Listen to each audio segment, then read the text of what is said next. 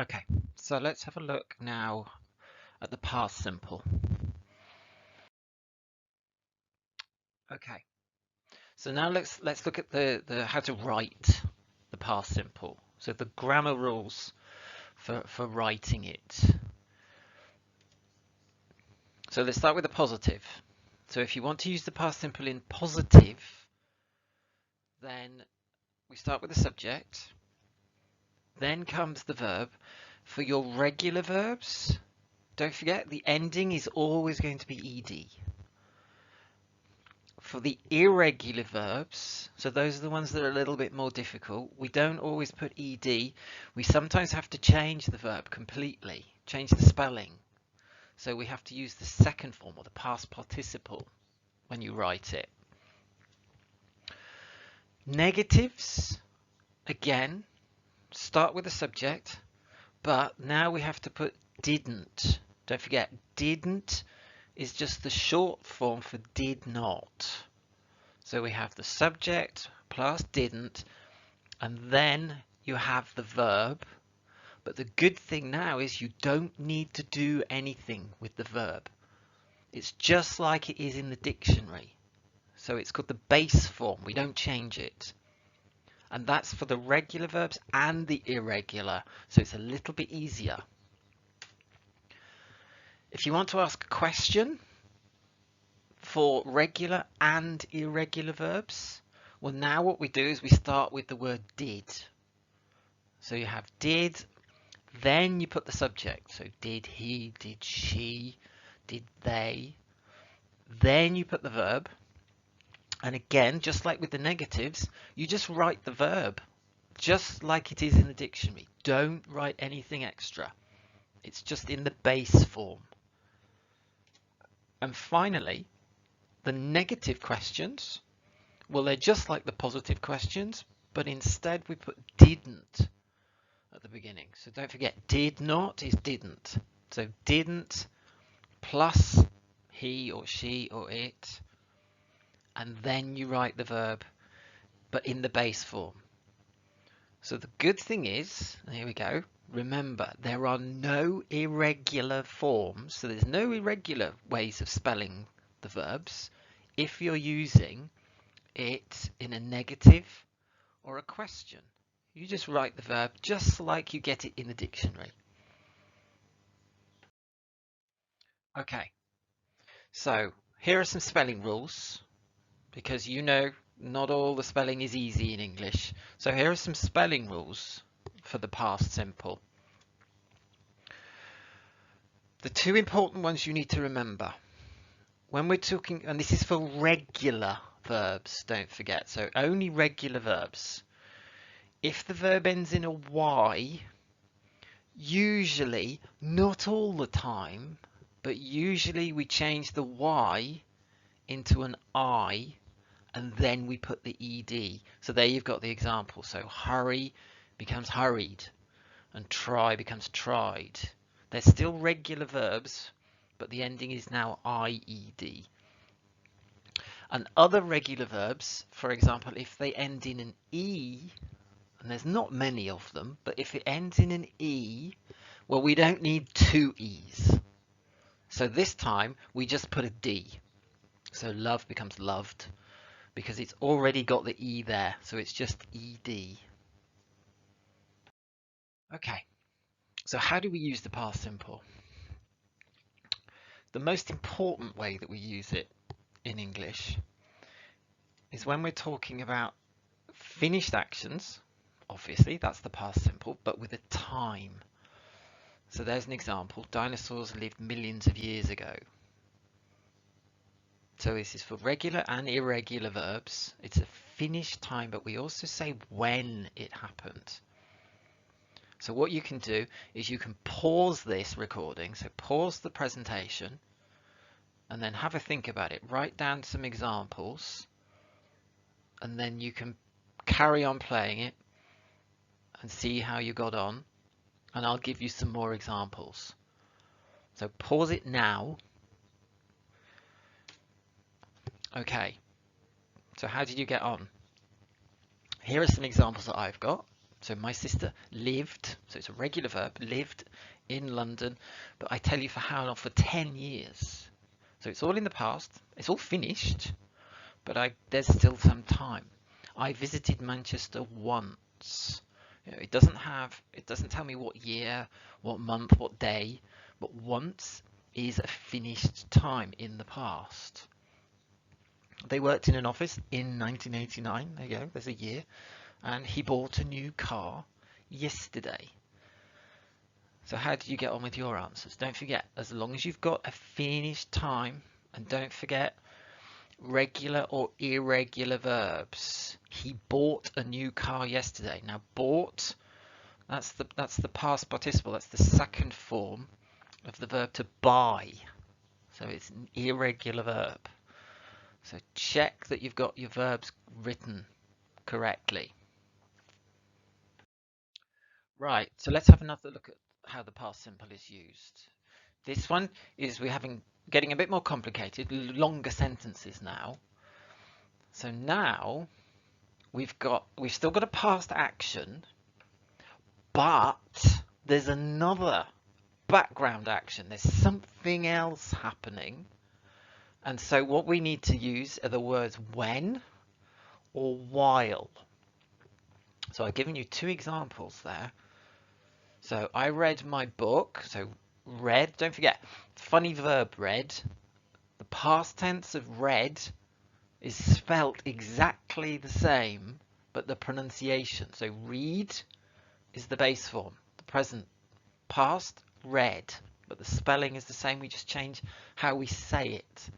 So I read my book while I waited at the bus stop. We've got two actions, two things happening in the past, and they're finished, but it's at the same time.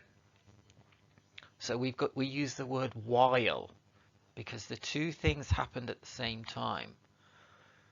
Now, if you look at the other example, he studied English when he was at school. Now, this time, we've still got two actions, but they happened more than once. You know, he studied English. Well, he didn't just study English once. He studied English lots of times when he was at school. It's the same with you. You know, every time you come to college, you study English. So he studied English when he was at school. So the two actions happened more than once. So, same thing. See if you can think of other sentences. Put some sentences together using when and while. Pause the presentation. And then you can restart it again. And then have a look at the answers that I've got. So there we go. So she did her homework while her mother cooked dinner. We've got two actions in the past, but we've joined the actions together in the first one with while. I ate my dinner when my father got home. Now, those things didn't happen at the same time, but they both happened more than once in the past. There's a question in the next one. Did you study English while you were at college? There's the next one's a negative. They didn't learn English when they were at school. And the last one, I bought groceries while I was at Asda. So we've got regular and irregular verbs. It's all still finished, don't forget. But we've linked, we've joined two pieces of information using when or while. So your sentences are getting longer, which is a good thing. Okay, so we've looked at how we write the past simple. We've looked at how we use the past simple. Now, the last thing we need to do is how we say it. So let's look at the pronunciation rules. How do we say the past simple? Now this will help you with your speaking, but it will also help you with your listening if you learn these rules as well. Now, different verbs have different endings. And when we say the verbs in English, sometimes they have a hard sound at the end. Sometimes they have quite a soft sound. And depending on if it has a hard sound or a soft sound, then that changes how we say the verb. But it only works with regular verbs. Don't worry about the irregular verbs. So all of the verbs, the spelling is still with the ed at the end. So don't worry about the spelling. This is how we say it. So if we look at the first group, now all of these verbs, the last sound, it's quite hard. So if you look, you've got the sound k, like in pick, and p, like in stop.